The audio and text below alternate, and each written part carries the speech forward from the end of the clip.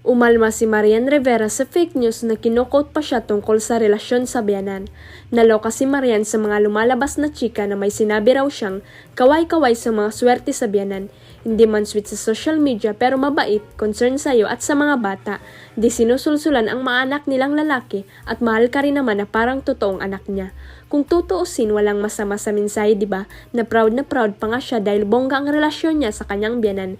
Pero dahil may mga isyu nga ngayon na tungkol sa hiwalayan at nasasangkot ang mga biyanan, mahirap nga namang maakusahan pa na sausawera. Di ba nga ganyan ang issue kina Richard Gutierrez, Sara Labati at syempre kay Annabel Rama? At yun nga agad-agad na nilinaw ni Maria na wala siyang ganyang mensahe at wala siyang pinatatamaan. Hindi ko to sinasabi, bakit may mga taong hilig mag-edit? Nakakarami na po kayo, tama na, pakiusap pa ni Marian. Well, kung hindi ka sanay sa fake news, madali ka talagang maniniwala. Imagine, base sa post na yun ni Marian sa kanyang Instagram story, umabot na sa 10.7 million view ang mensaheng yun. At saka knowing Marian, never naman siyang sumasawsaw sa mga issue ng iba at minsan nga kahit issue niya ayaw niyang pag-usapan.